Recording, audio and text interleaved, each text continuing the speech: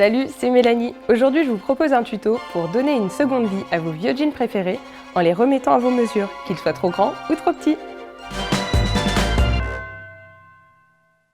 J'ajuste mon jean préféré à mes mensurations.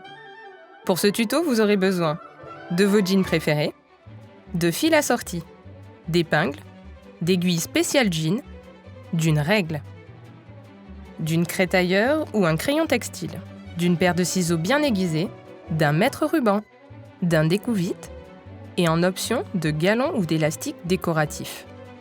Premier cas, mon jean préféré est trop petit. Je l'agrandis en ajoutant une bande de chaque côté du jean qui va longer la jambe jusqu'à l'ourlet comme une baguette.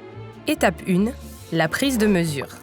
Prenez vos mesures au niveau des petites hanches, c'est-à-dire au niveau de l'os saillant du bassin, à l'endroit où il y aura la ceinture du jean. Mesurez aussi la partie la plus large de vos hanches. Mesurez ensuite votre jean aux mêmes endroits, au niveau de la ceinture et au niveau des grandes hanches. Étape 2, le calcul des mesures. Pour ajuster votre jean, vous allez devoir ajouter une bande au niveau des côtés extérieurs de votre jean. Pour connaître la largeur de la bande à rajouter, calculez votre tour de petite hanche, moins la mesure de la ceinture multipliée par 2, le tout divisé par 2. Vous obtenez la largeur de chaque bande manquante à votre jean pour que vous soyez bien dedans. Vérifiez si vous avez besoin de la même largeur au niveau des grandes hanches en calculant. Tour de grande hanche, moins la mesure des grandes hanches mesurées sur le jean, multiplié par 2, le tout divisé par 2. Si les mesures sont les mêmes, vous devrez couper une bande égale à cette valeur en ajoutant 4 cm de large pour les valeurs de couture. Si vous obtenez des largeurs différentes, la bande doit être adaptée aux mesures calculées. Pour ce faire, réalisez un patron sur du papier quadrillé de la manière suivante. Mesurez d'abord la hauteur entre vos petites hanches, au niveau de l'os saillant du bassin, jusqu'aux grandes hanches, à l'endroit le plus fort, et tracez ces deux lignes sur votre patron. Reportez également la hauteur totale du pantalon à partir des petites hanches pour tracer la ligne d'ourlet. Reportez sur la ligne de petite hanche et la ligne de grande hanche les largeurs de bandes respectives. Ajoutez les 4 cm de valeur de couture à chacune d'entre elles. Reliez les extrémités des tracés des petites hanches jusqu'à la ligne d'ourlet. Redessinez l'angle au niveau de la ligne de taille avec un perroquet pour une courbe plus douce. De mon côté, j'ai besoin de rajouter des bandes de 5 cm de large. Attention, si votre jean est taille haute, il vous faut mesurer votre tour de taille à la place des petites hanches et mesurer la distance entre votre taille et vos grandes hanches. Étape 3, la découpe des côtés du jean. Prenez votre jean préféré et ouvrez les coutures des côtés extérieurs.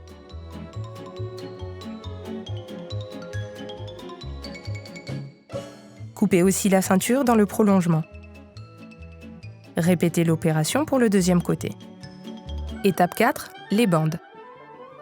Pour ajuster votre jean, servez-vous d'un autre pantalon que vous ne portez plus pour y prélever les bandes. Positionnez votre patron sur l'arrière du jean à ce niveau-là.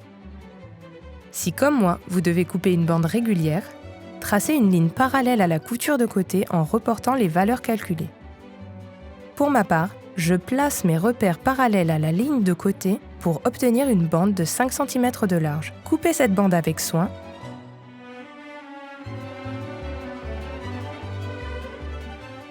et faites pareil de l'autre côté. Voilà, vous avez vos deux bandes. Étape 5, l'assemblage. Placez la bande contre votre jean au niveau de l'ouverture, sur le devant, endroit contre endroit. Épinglez. Pour coudre vos pièces ensemble, utilisez des aiguilles spéciales jean. Ces aiguilles sont plus pointues et résistantes. Elles piqueront sans mal à travers les épaisseurs. Piquez à 1 cm du bord. Il y a beaucoup d'épaisseur, surtout au niveau de la ceinture. Allez-y tranquillement. Faites attention, des pièces métalliques sont sûrement encore présentes au niveau des poches. Prenez donc soin de les éviter quand vous piquez. Au niveau de l'ourlet, il est possible que les deux jeans n'aient pas la même longueur. Décousez le côté le plus court et finissez votre couture. Piquez la partie arrière et l'autre côté de la bande de la même façon. Épinglez-les endroit contre endroit, puis piquez à 1 cm. Voilà, la première bande est posée. C'est le moment de surfiler ces deux coutures pour avoir de belles finitions. Si vous n'avez pas de surjeteuse, vous pouvez utiliser le point zigzag de votre machine à coudre. Faites à nouveau attention aux pièces métalliques. Évitez-les pour ne pas avoir de mauvaises surprises. Surfilez en 2 temps si nécessaire en interrompant la couture au niveau du rivet et en reprenant le surfilage après la pièce métallique.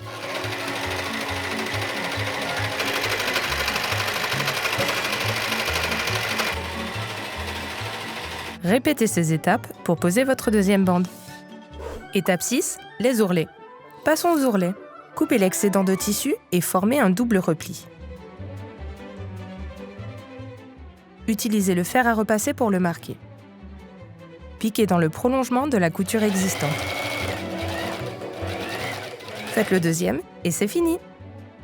Vous avez un nouveau jean parfaitement ajusté. Il aurait pu être customisé avec un joli galon. Pour cela, posez-le sur la bande à plat avant de l'assembler au jean. Vous pouvez enfin remettre votre jean préféré. Et surtout, vous le faites durer plus longtemps. Ça mérite bien une petite danse de la joie. Deuxième cas, mon jean est trop grand. Je l'ajuste en reprenant les côtés extérieurs au niveau de la taille et de la ceinture. Étape 1, le calcul des mesures. Pour enlever quelques centimètres, repérez l'excédent de tissu en l'épinglant de la ceinture aux hanches.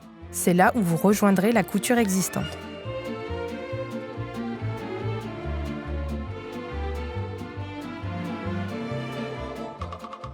Répartissez la matière en trop des 2 côtés. Tracez à la craie des repères le long de vos épingles. Posez votre jean à plat et vérifiez que l'excédent de tissu à retirer soit le même des 2 côtés. Si ce n'est pas le cas, répartissez l'excédent de tissu de manière égale de chaque côté du jean. Tracez avec un perroquet une courbe qui sera votre ligne de piqûre en reliant les repères dessinés à la craie lors de l'étape précédente. Cette courbe doit rejoindre la couture de côté au niveau des hanches sans former d'angle. Tracez une nouvelle courbe parallèle à la première à 1 cm vers l'extérieur du jean. Celle-là, c'est votre ligne de coupe. Au besoin, utilisez votre découvite pour enlever les passants qui vous gênent. Étape 2, la découpe. C'est le moment de couper l'excédent de matière. Coupez le long de la ligne de coupe. Décousez la ceinture en haut et en bas sur 5 cm de chaque côté.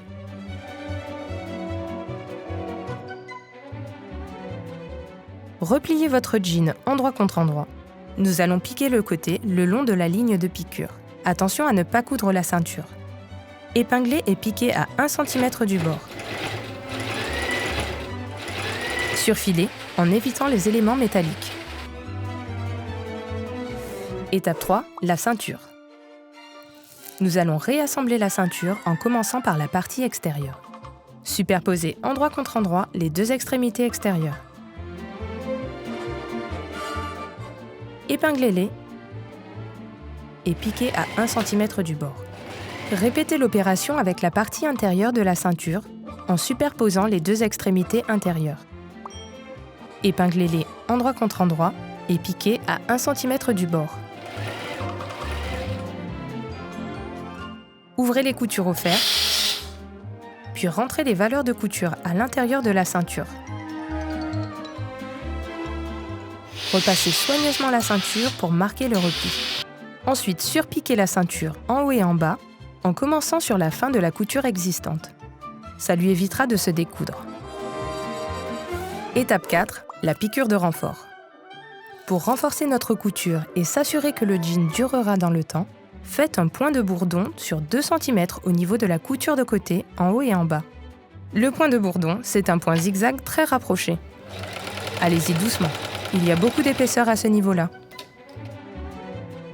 Voilà ce que ça donne à l'intérieur du jean. Reprenez ces étapes une nouvelle fois de l'autre côté. Et voilà, votre jean est parfaitement ajusté. Si vous le souhaitez, vous pouvez recoudre vos passants sur les côtés.